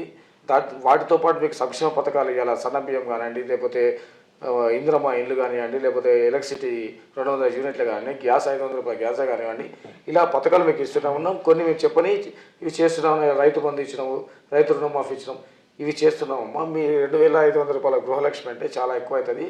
ఇప్పుడున్నటువంటి పరిస్థితులు ఇస్తున్నామమ్మా. మేము ఖజానాను నింపేటువంటి ప్రయత్నం చేస్తున్నాం. దానికి తగ్గట్టుగా ఇవాళ ఇండస్ట్రీస్ అవన్నీ తీసుకొస్తున్నాం. అవి వచ్చిన తర్వాత ఇస్తామని మేము సూటిగా చెప్పినాం. ఎక్కడ కూడా మొహమాటం లేకుండా మేము ఇస్తామని చెప్పలేదు. సమయం పడుతుంది, వచ్చేటువంటి 2 సంవత్సరాలు చెప్పినాం. ఇది ఒకటి. రెండోది, ఏదైతే ఇలా 4,000 రూపాయల పెన్షన్ ఉన్నామో, మేము 4,000 రూపాయల పెన్షన్ మేము సర్పంచ్ ఎన్నికలు అయిపోయిన తర్వాత ప్రకటించినాం. నిన్న ఎలక్షన్స్ అయిన తర్వాత రేవంత్ రెడ్డి గారు ఏమన్నారు, ఏప్రిల్ మే లోపల తప్పకుండా ఏదైతే కొత్త పెన్షన్లు చెప్పినామో, కొత్త పెన్షన్ అర్హత ఉన్నటువంటి కొత్త పెన్షన్లు మేము పంపిణీ చేస్తాం. ఉన్నటువంటి పెన్షన్లను ఎక్స్టెండ్ చేస్తాం, అంటే ఎక్స్టెండ్ చేస్తాం. 2,000 వాళ్ళకి 4,000 చేస్తామని చెప్పడం జరిగింది. తప్పకుండా మేము ఏప్రిల్ జూన్ రాసి అప్పటికి మున్సిపల్ ఎలక్షన్స్ కూడా అయిపోతాయి. మేమేం ముందు ఓటు తీసుకుని అనట్లే, ఓట్లు అయిన తర్వాత ఇస్తా చెప్తున్నాం, ధైర్యంగా చెప్తున్నాం. అంటే ఈ ప్రకటనతో రేపు జరిగే జెడ్పీటీసీ ఎంపీటీసీ ఎన్నికల్లో కూడా అది మీరు ఒకటి ఆలోచన చేయండి. మేము సర్పంచ్ ఎలక్షన్లు ఇంత తొందరగా వస్తాయి, మేము ఇవాళ ప్రజలు ఇంత సానుకూలంగా ఉన్నారు, మా పథకాలకు ఆకర్షితులు, మేము చేసే మంచి కార్యక్రమాలను ఆదరిస్తున్న నమ్మకంతో మేము సర్పంచ్ ఎలక్షన్ పోలే. కోర్టు డైరెక్షన్లో ఎలక్షన్స్ పోయినాం, ప్రజలు మమ్మల్ని ఆదరించారు. ఇవాళ కూడా మేము ఏమంటున్నాం, కోర్టు డైరెక్షన్లో పెండింగ్లో ఉంది. ఒకవేళ రేపు కోర్టు నిర్ణయిస్తే మేము 24th అనౌన్స్మెంట్ వస్తాను ఆశతో అందరూ చూస్తున్నారు. ఇవి మేము ప్రకటించింది జూన్ జూలై అంటున్నాం, ఏప్రిల్ అంటున్నాం. ఏప్రిల్ అనేది చాలా టైం ఉంది, ఇంకా 4 నెలలు ఉంది. కానీ మేము చెప్పినాం, కానీ ఇవ్వలే కదా. ఇచ్చినప్పుడు కదా ప్రజలు నమ్ముతారు. మేము చెప్పినప్పుడు ఆశలు అంటే మమ్మల్ని నమ్మకం ఉంటే ఓటేస్తారు, నమ్మకం లేకపోతే ఓటేరు. ఇవాళ మమ్మల్ని నమ్మింది కాబట్టి తెలంగాణ రాష్ట్రంలో మాకు అధికారం ఇచ్చిండు. ఇవాళ మా ప్రజాప్రభుత్వం నడుస్తుంది. మా శాసనసభ్యులందరూ కూడా ఇలా వినోద్ గారు చూడండి, ఇలా మీకు 24 hours అందుబాటులో కూడా చేస్తాను, ఎక్కడ కూడా హరాస్మెంట్ లేదు. ఇలా వివేక్ వెంకటేశ్వర గారు మంత్రి ఉన్నారు, వారు చేస్తారు స్వచ్ఛందంగా. ఇలా ప్రేమ్ సారావు గారు ఉన్నారు, అదేవిధంగా పార్లమెంట్ సభ్యులు వంశీ గారు ఉన్నారు. ఇలా మీరు పార్లమెంట్ సభ్యులు చూసుకుంటే వారు ఇలా మీరు రెగ్యులర్గా చూడండి, ప్రతి పార్లమెంట్ సెక్షన్లో మాట్లాడుతున్నారు. గతంలో ఉన్నటువంటి ఎంపీ బాలకృష్ణ గారు కానీ, గతంలో ఉన్నటువంటి బోధకోట వెంకటేష్ నేత కానీ ఎన్నడన్నా మీకు పార్లమెంట్ ఒక సబ్జెక్టు మీద ఈ ప్రాంతంలో పెద్దపల్లి పార్లమెంట్ సంబంధించిన ప్రజలకు సంబంధించినటువంటి ఒక్క క్వశ్చన్ కూడా జీరో వాళ్ళు చేయలేదు. అలాంటిది మన యువకులు పార్లమెంట్ సభ్యులు వంశీ గారు ప్రతి సెక్షన్లో, ప్రతి విషయంలో, ఇలా సెకండ్ కార్మికుల పెన్షన్ కానివ్వండి, ఎలక్ట్రిసిటీ పెన్షన్ కానివ్వండి, ఇలా మన అంతర్గతంలో ఎయిర్పోర్ట్ విషయం కానివ్వండి, అదేవిధంగా ఇలా కొత్త ట్రైన్లో ఆపే ప్రయత్నం చేయడంలో కానివ్వండి, ఇలా ఎరువుల కర్మాగారం విషయంలో కానివ్వండి. ఇది కాకుండా ఈ ప్రాంతాన్ని ఒక ఇండస్ట్రియల్ కార్యాలుగా తీసుకురావాలన్న ఆలోచనతో వాళ్ళు పార్లమెంట్లో వారికి ఉన్నటువంటి సమాచారం మేరకు ఫైట్ చేస్తారు. రానున్నటువంటి 5 సంవత్సరాల లోపల, అంటే రానున్నటువంటి ఇంకా 4 సంవత్సరాల లోపల తప్పకుండా ఈ ప్రాంతాన్ని ఇండస్ట్రియల్ ఏరియాగా ముందుకు తీసుకుపోతారు. యువతకు ఉద్యోగ అవకాశాలు కల్పించేటువంటి ప్రయత్నం మా పార్లమెంట్ సభ్యులు చేస్తారు. ప్రజలు మమ్మల్ని నమ్మాలి, చేసేటువంటి సామర్థ్యం మా దగ్గరనే ఉంది. పార్లమెంట్ సభ్యులు మీరు అన్నట్టుగా పార్లమెంట్ సభ్యులు ఈ ప్రాంతంలో అసలు పర్యటిస్తలేడు, కనిపిస్తలేడు అని చెప్పి ప్రతిపక్ష పార్టీ నాయకులు మాత్రం కొంత ఆరోపణ చేస్తున్నారు. దీనికి వాళ్ళకి ఏం చెప్తారు? ఇది నాకు ఆశ్చర్యం అనిపిస్తుంది, నవ్వు అనిపిస్తుంది. నాకు అనిపిస్తుంది అంటే సుమారుగా 1900 రోజులు బోర్లకోట వెంకటేష్ గారు పార్లమెంట్ సభ్యులు ఉన్నారు. నేను ఇక్కడ ప్రతిపక్షం ఉన్నా. 1900 రోజులలో నాకు తెలిసి ఒక 10 సార్లు వచ్చిండ్రు, 10 టైమ్సే వచ్చిండ్రు ఈ నిజవర్గాల్లో, అంటే మన జిల్లా ప్రాంతంలో. అది కూడా ఎక్కడో అలా పార్టీ ఫంక్షన్స్కో పార్టీ మీటింగ్స్కో వచ్చింది తప్ప సంక్షేమకు సంబంధించి ప్రజా కార్యక్రమాలు ఎక్కడ కూడా పాల్గొనలేదు. అంతకుముందుకు ఉన్నటువంటి బాల్క సుమా గారు కూడా అయారాం గయారాం లెక్క వచ్చిండు వెళ్ళిపోయాడు. కానీ మా పార్లమెంట్ సభ్యులు మీరు చూడండి, కావాలంటే నేను రికార్డు కూడా ఇస్తాను, ప్రతి నెల 4 టైమ్స్ ఒక్కొక్క కాన్స్టిట్యూన్సీ విజిట్ చేసుకుంటూ పోతుండు. మీరు అనొచ్చు, అదే విజిట్ చేసుకుంటూ పోతాండు ఎక్కడ ఏం చేస్తారంటే, మేము రాష్ట్రంలో అధికారం ఉన్నాం, శాసనసభ్యులు మాకు అధికారం ఉండదు, ప్రజా సమస్యల మీద కానీ అక్కడ నాయకత్వ సమస్యల మీద కానీ వాళ్ళు ఎక్కడికప్పుడు స్పందిస్తూ ఆ సమస్యలు పరిష్కరించే దిశగా పనిచేస్తారు. పార్లమెంటు సభ్యులు పార్లమెంటు స్థాయిలో వాళ్ళు మాట్లాడి ఈ పార్లమెంటు స్థాయిలో ఒక పెద్ద ప్రాజెక్ట్స్ తీసుకొచ్చేసి ఇక్కడ యువతకు కానీ ఇక్కడ ప్రజలకు కానీ అవకాశాలు దొరికే విధంగా వాళ్ళు ప్రయత్నం చేస్తారు. ఏదైనా ప్రభుత్వ పరంగా అధికార పార్టీలు ఉన్నప్పుడు తప్పకుండా వాళ్ళు పాల్గొంటారు. దాంతోపాటు వారి అవసరాలు ఇస్తే వాళ్ళకు ఉన్నటువంటి ఏదైతే పార్లమెంటు నిధులున్నాయో, పార్లమెంట్ అంటే మొన్న ఇవాళ మెడికల్ స్టూడెంట్స్ వాళ్ళందరూ కూడా మేము మంచిర్యాల చుట్టుపక్కల ప్రాంతంలో మంచిర్యాల మెడికల్ కాలేజ్ నుండి మేము అక్కడికి పోవాలంటే మాకు బస్సు లేదు, చాలా ఇబ్బంది అవుతుంది, గవర్నమెంట్ ఫెసిలిటీ లేదంటే ఆయన బడ్జెట్లోకి వెళ్ళి 80 లక్షల రూపాయలు శాంక్షన్ చేసి 2 బస్సులు కూడా కల్పించినాం. అంటే తెలియని వాళ్ళు ప్రతిపక్ష పార్టీ వాళ్ళకి ఆలోచన లేని విధానంతో వాళ్ళ మీద ఆరోపణ చేస్తారు. ఇవాళ గడ్డం వంశీకృష్ణ గారు మీరు రెగ్యులర్గా చూడండి, వారు ప్రజల మధ్య ఉన్నారు, ప్రజా సంక్షేమం కోసం పనిచేస్తారు. వారిని చూస్తే మాకు పార్లమెంట్లో ఈ ప్రాంతంలో సేవ చేసినటువంటి కార్మిక రంగాన్ని ఇలా సింగని కాపాడినటువంటి కాకా వెంకటేశ్వరరావు గుర్తుకొస్తాను. వారే నిదర్శనం అనిపిస్తుంది, వారి ఆశయ సాధన కోసం పనిచేస్తాను. చెప్పండి సార్, ఈ ఉమ్మడి ఆదిలాబాద్ జిల్లా చూసుకుంటే మొదటి విడత 2వ విడత ప్రశాంతంగా కొనసాగినప్పుడు మూడవ విడతలో కొంత చెదురుమదురు ఘటనలు జరిగినాయి. అసలు ఈ 3వ విడతలో ఏం ప్రభావం చూపింది? ముఖ్యంగా ఈ స్థానిక ఎన్నికలు 3 విడతల్లో జరిగినాయి. 3వ విడత వల్ల కొంచెం స్పేస్ ఎక్కువ వచ్చింది, అంటే ప్రచారం చేసుకోవడానికి ఎక్కువ అవకాశాలు వచ్చినాయి. తర్వాత మొదటి విడత 2వ విడతలో సమయం తక్కువ రావడం జరిగింది. 3వ విడతకు వచ్చేసరికి 3 పార్టీలు కూడా కొంచెం ఎక్కువ స్థానాలు గెలిపించుకోవాలన్నటువంటి దాంతో వాళ్ళు మొదటి 2 విడతలు వెనుకబడ్డ వాళ్ళు 3వ విడత మీద ఎక్కువ ఫోకస్ చేశారు. ఎందుకంటే అక్కడ కూడా మేము గెలుచుకోవాలనే ఉద్దేశం ఉండడం. ఈ స్థానిక ఎన్నికలలో కామన్గా ఏంటంటే లోకల్గా వ్యక్తిగత అభిప్రాయాలు కూడా కొంచెం దాని పార్టీ పరమైన జరిగాయి కాబట్టి పార్టీలో బలపరుస్తాయి అంతే. ఆ లోకల్ సమస్యలు ఉంటాయి, లోకల్గా వాళ్ళ మధ్య వర్గ విభేదాలు లేకపోతే ప్రాంతీయ విభేదాలు ఇతరత్ర విభేదాలు కూడా ఉంటాయి. గెలవాలంటే పట్టుదల ఉంటుంది. అక్కడ గ్రామాల్లో ఏంటంటే ఈగోయిజం ఉంటుంది, అంటే నేను గెలవాలి, నేను పెట్టిన వ్యక్తి గెలవాలను లేకపోతే మేము గెలవాలి అన్నటువంటి ఉంటుంది. ఆ సందర్భంలో కొంతమేర జరిగితే మళ్ళీ అందరూ కలిసి ఉంటారు. గ్రామాలలో ఏముంటుందంటే ఈరోజు కొట్లాడుకుంటారు, రేపు పొద్దుగాల మళ్ళీ అందరూ అదే వాళ్ళు ఉంటారు, చుట్టాలు పక్కాలే ఉంటారు, వాళ్ళందరూ కలిసి ఉంటారు. అంతే కొంతమంది గతంలో రాజకీయ పార్టీలు వచ్చి పాపం కేసులు అయ్యేటి వాళ్ళు కూడా తెలియక వచ్చారు. అంతమంది ఏదో కొంత ఆ ప్రభావం చూపితే కానీ ఓవరాల్గా అయితే స్థానిక ఎన్నికలు అయితే ప్రశాంతంగానే జరగాలని చెప్పుకోవచ్చు. ప్రశాంతంగా జరగాలి కూడా, రాజకీయ పార్టీలు కూడా ప్రశాంతంగా జరిగేటట్టే ప్రయత్నం చేయాలి. ఎందుకంటే కేసుల పాలైతే పాపం వాళ్ళ జీవితాలు వృధా అవుతాయి. కాబట్టి శాంతియుతంగా జరిగేటట్టే ప్రయత్నాలు చేయాలి. మన మీడియా కూడా అట్లే ప్రయత్నం చేయాలి, పార్టీలు కూడా అట్లాంటి వాటిని కూడా ఎంకరేజ్ చేయకూడదు. అంటే అల్లర్ల విషయంలో కానివ్వండి, ఇంకేతర విషయంలో కానివ్వండి. ఎందుకంటే గ్రామాల్లో అలాంటివి ఏమవుతుందంటే ఈ గొడవని మళ్ళీ వాళ్ళు పెట్టుకొని కక్షకు దానికి వెళ్ళే అవకాశాలు ఉంటాయి. ఇందాక మిత్రుడు అన్నట్టుగా గతంలో ఇప్పుడు అట్లా కొంచెం యువత చెడు మార్గంలోకి వెళ్లకుండా ఉండేందుకు మా ప్రభుత్వం మంచి మార్గంలో వెళ్తుంది, కొంచెం కొత్త విధానాలు అవలంబిస్తుంది. గ్రామాల్లో స్పోర్ట్స్కి ఎంకరేజ్మెంట్ చేస్తున్నాం, లేకపోతే ఇంటర్నెట్ సదుపాయాలు ఎంకరేజ్ చేస్తున్నాం, లైబ్రరీలు ఎంకరేజ్ చేస్తున్నాం. అలాంటివి చేయాలి. చేసే యువత కూడా కొంచెం చెడు మార్గాలకు వెళ్లకుండా ఉపాధి అవకాశాలు కల్పించాలి, స్వయం ఉపాధి అవకాశాలు కల్పించాలి, గ్రామాల్లో కూడా ఉపాధి అవకాశాలకు సంబంధించి చేయాలి. ఇవన్నీ ఒక ఎత్తు. మళ్ళీ ఒకటి ఇప్పుడు ప్రధానంగా మనం మీడియా నుంచి డిమాండ్ చేయాల్సింది ఏంటంటే కేంద్ర రాష్ట్ర ప్రభుత్వాలు ఆ గ్రామాలకు సంబంధించి తమ నిధులు కేటాయించాలి. పాపం సర్పంచులు ఎన్నుకున్నంత మాత్రాన సర్పంచ్ సీట్లో కూర్చుంటే వచ్చేది ఏముండదు. గతంలో చాలా చోట్ల పాపం సర్పంచులు ఇబ్బందులు అంటే మనం చూసినాం, మన వార్తలు కవరేజ్ చేసినాం. ఈ ప్రభుత్వాలను నేను ఏమంటాను, కేంద్ర రాష్ట్ర ప్రభుత్వాలను నేను డిమాండ్ చేసేది ఏంటంటే ఆ సర్పంచులకు ఆ నిధులు కేటాయించాలి, వాళ్ళకి రాబడ్డ నిధులు కేటాయించాలి, అభివృద్ధి చేసిన పనులకు సంబంధించిన బిల్లులు కూడా విడుదల చేయాలని నేను డిమాండ్ చేస్తాను. ఒకటి అన్నారు, నేను చెప్తాను. అంటే నాకు ఒకటి గుర్తొచ్చింది. గత ప్రభుత్వంలో టీఆర్ఎస్ ప్రభుత్వం ఉన్నప్పుడు కేంద్ర ప్రభుత్వం నుండి వచ్చే నిధులు వచ్చినాయి సార్. అప్పటి వరకు మన గ్రామ పంచాయతీలలో ఎలక్ట్రిసిటీ బిల్లులు అనేవి పెండింగ్స్ ఉన్నాయి. ఎలక్ట్రిసిటీ బిల్లు ఎప్పుడు ప్రభుత్వమే భరించేది. అంటే గ్రామ అభివృద్ధిలో బడ్జెట్ తక్కువ ఉంటుంది, అక్కడ ఉన్నటువంటి ఏదైతే ట్యాక్సీ ఉంటుందో ఇంటి పన్నులు, ఆ ఇంటి పన్నుల రూపంగా తక్కువ వస్తుంది. ఆ వచ్చేటువంటి పనులతో అక్కడ కారోబారు, ఒక విలేజ్ సెక్రటరీ, 2-3 వర్కర్స్కు మనం శానిటేషన్ వర్కర్స్కు పేమెంట్ ఇచ్చుకునే వాళ్ళం. కానీ కేంద్ర ప్రభుత్వం నుండి గతంలో వచ్చినప్పుడు టీఆర్ఎస్ గవర్నమెంట్ ఉన్నప్పుడు కేంద్ర ప్రభుత్వ నిధులను పంచాయతీలలో వేసి పంచాయతీ అకౌంట్లో జమపరిచి వెంటనే దాన్ని ఎలక్ట్రిసిటీ బిల్లుగా అలా ప్రభుత్వం వాడుకుంది. కానీ మేము అలాంటి పని చేయలేదు, ఇంతవరకు ఆ నిధులు రాలేదు మాకు. సంతోషం. నేను కూడా అనేది అంటే రాష్ట్ర ప్రభుత్వం నిధులు ఇచ్చి ఎన్నికలు పెట్టడమే కాకుండా ఎన్నికలు శాంతియుతంగా నడపడమే కాకుండా గెలిచినటువంటి సర్పంచులకు సంబంధించి వాళ్ళకు అధికారాలు విషయంలో కానివ్వండి, వాళ్ళకి సంబంధించిన నిధుల విషయంలో కానివ్వండి, పాపం వాళ్ళు అనేక రకాల వాగ్దానాలు చేసి ఉంటారు. ఆ వాగ్దానాలు నెరవేర్చడానికి ఆ స్థానిక ఉన్నటువంటి ఎమ్మెల్యేలో లేకపోతే స్థానిక ఉన్నటువంటి ఆ ఇన్ఛార్జులో ఎమ్మెల్యే లేని చోట ఆ కాంగ్రెస్ నాయకులు ఎవరైతే ఉంటారో వాళ్ళు కొంచెం ప్రభుత్వం పైన ఒత్తిడి తీసుకొచ్చి డెవలప్మెంట్ చేస్తే ఆటోమేటిక్గా వాళ్ళకి మళ్ళీ తిరిగే అవకాశాలు ఉంటాయి. ప్రజలు ఏంటంటే ఎవరైతే అభివృద్ధి చేస్తారో, ఎవరు తమ గ్రామాల సమస్యలు పరిష్కరించారో వాళ్ళకి అవకాశాలు ఇస్తారు.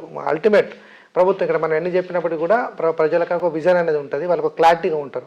మేము అనుకున్న వాళ్ళు గెలిచిరా, డెవలప్మెంట్ చేసిరా లేదా, చేయకపోతే తీసేస్తారు. కాబట్టి ఈ రాష్ట్ర ప్రభుత్వాన్ని కానీ కేంద్ర ప్రభుత్వాన్ని కానివ్వండి, మేము ఇస్తున్న నిధులు అని చెప్పుకునే కేంద్రమే కావచ్చు, మేమే అభివృద్ధి చేస్తున్నటువంటి రాష్ట్రమే కావచ్చు, మనం మీడియా తరఫున అప్పీల్ చేయాల్సింది ఏంటంటే నిధులు ఇచ్చి ఆ గ్రామాల అభివృద్ధికి మీరిద్దరూ పాటుపడితే గ్రామాలు బాగుంటే అది భారతదేశంలో ఒక గ్రామే, అది భారతీయ పౌరులే వాళ్ళు, రాష్ట్ర పౌరులను కేంద్ర పౌరులు అంటూ ఉండరు. కాబట్టి ఈ కేంద్ర రాష్ట్ర ప్రభుత్వాలు నిధులు ఇవ్వాలని మనం ఈ ముఖంగా కోరుతా ఉన్నాం. ఆ గెలిచినటువంటి సర్పంచులకు సంబంధించి పల్లెలు బాగుంటే, మనం చిన్నప్పటి నుంచి చదువుకుంటూ వస్తాను దేశానికి పల్లెలు పట్టుకోమని. కాబట్టి ఆ పల్లెలు అభివృద్ధి చెందితేనే దేశాభివృద్ధి జరుగుతుంది. కాబట్టి ఈ కేంద్ర రాష్ట్ర ప్రభుత్వాలు నిధులు ఇచ్చి ఆ నిధులను మంజూరు చేయాలని చెప్పి కోరుతాం. మీరు ఒక సీనియర్ జర్నలిస్ట్గా ఇప్పుడు నూతనంగా గెలిచిన సర్పంచులకు మీరు మీ సూచన ఏంటి? సర్పంచ్ అభ్యర్థులు చాలా వాగ్దానాలు చేశారు పాపం వాళ్ళు. అంటే వాళ్ళు కొంచెం కేంద్ర రాష్ట్ర ప్రభుత్వాల నుంచి కూడా చేయలేని వాగ్దానాలు కొంతమంది చేశారు. మరి అవి అని వాళ్ళు నెరవేర్చాలి. ఎందుకంటే ప్రజలు ఆశ కొద్ది ఓటేస్తూ ఉంటారు. ఈ వ్యక్తి చేస్తే మాకు ఈ అభివృద్ధి జరుగుతుంది. ఒక కాంగ్రెస్ అభ్యర్థులు అనుకోండి, కాంగ్రెస్ నుంచి నిధులు వస్తాను, ఒక స్వతంత్ర అభ్యర్థి గెలిచిండు, ఆయన ఒక విజన్ తోటి నిధులు చేస్తాను, వాళ్ళు ఖచ్చితంగా ఫుల్ఫిల్ చేయాలి. సర్పంచ్ అభ్యర్థులు నా ఎన్నికల టైంలో హామీలు ఇచ్చిన ఏదో ఓట్లకి వెళ్ళి బయటపడ్డాం అనేది కాకుండా తప్పకుండా వాళ్ళు అభివృద్ధి చేయాలి. ఆ ప్రజలు కూడా వీళ్ళను ప్రశ్నించాలి. ఎందుకంటే మీరు ఎన్నికల సమయంలో వచ్చి చేస్తామన్నారు అని ప్రశ్నించే తత్వం ప్రజలకు ఇంకా రావాలి. వస్తే కానీ తప్పకుండా అభివృద్ధి జరుగుతుంది. అభివృద్ధి చేస్తారని మనం ఆశిద్దాం, అభివృద్ధి జరుగుతానని మనం ఆశిద్దాం, కేంద్ర రాష్ట్ర ప్రభుత్వం నిధులుద్దామని ఆశిద్దాం.